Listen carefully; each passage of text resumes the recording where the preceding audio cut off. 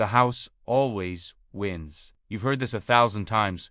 But do you know how? Not just mathematically, psychologically, architecturally, chemically. Casinos are not entertainment venues that happen to have gambling. They are billion-dollar psychological warfare operations designed to extract maximum money from your wallet while making you feel like you're having fun. And they're winning. $60 billion per year in the United States alone.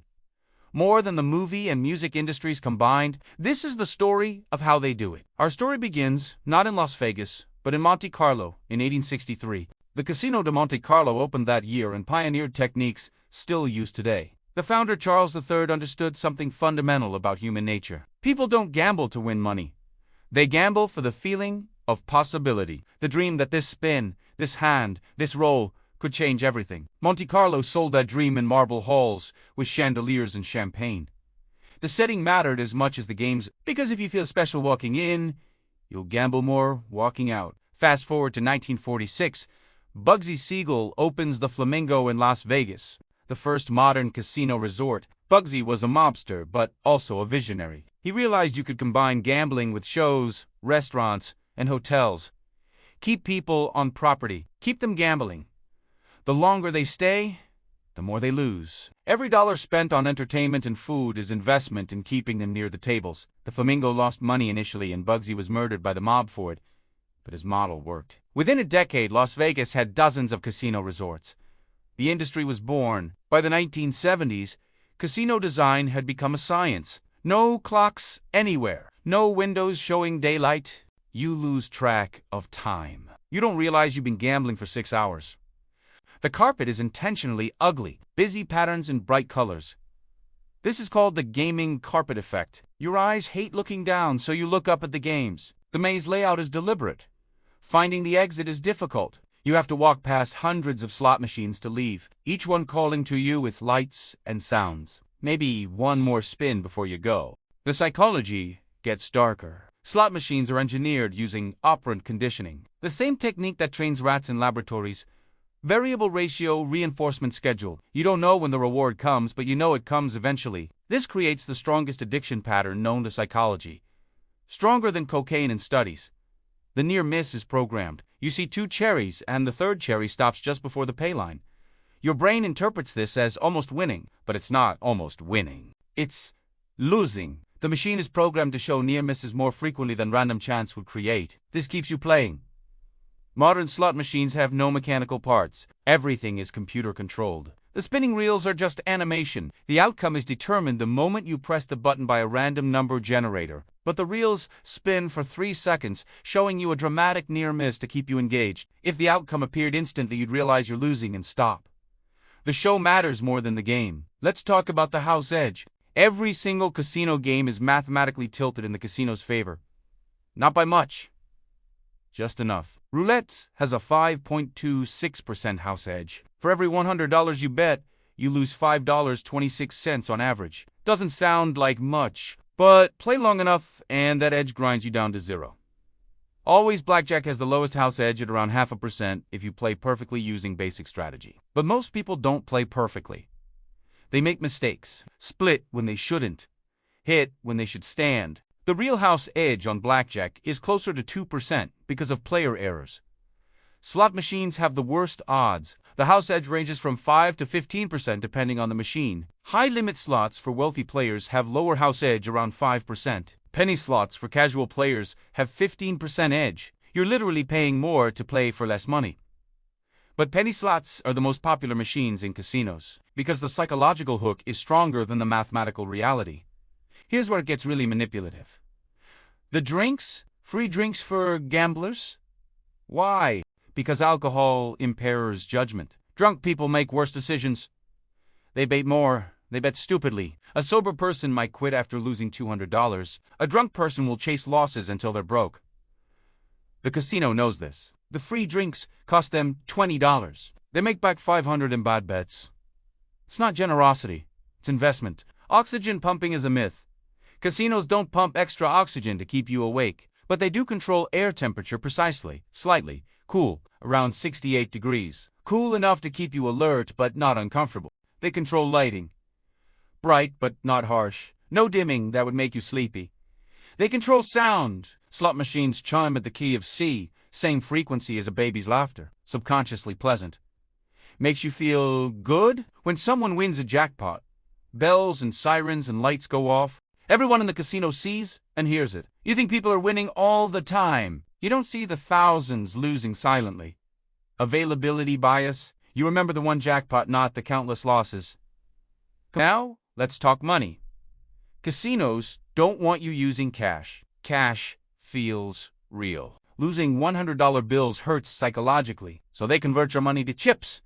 Chips or toys. They're colorful tokens. Your brain doesn't process them as real money the same way.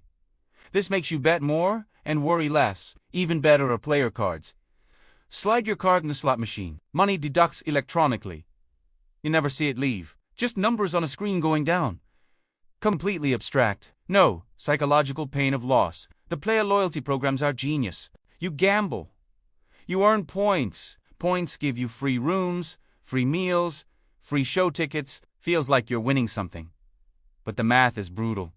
You have to lose around $500 to earn $100 in comps. You're paying $500 for $100 in free stuff.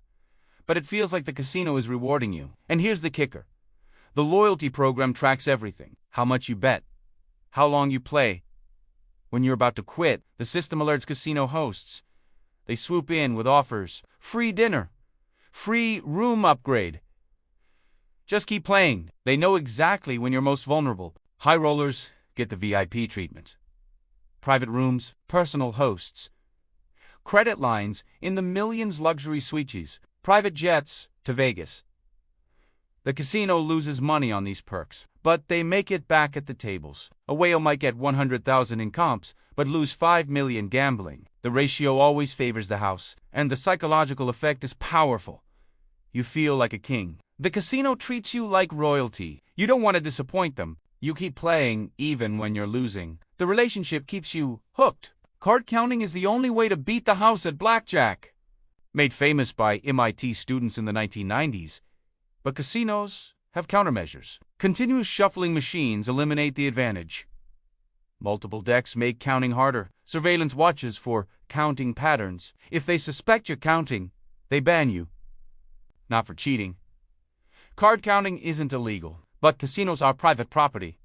They can refuse service to anyone, so the one game you could theoretically beat becomes unbeatable in practice. Sports betting is the newest goldmine. Legalized in most states after 2018. Casinos partnered with apps like DraftKings and FanDuel. You can bet from your phone anywhere, anytime. This is dangerous. The friction of going to a casino limited gambling.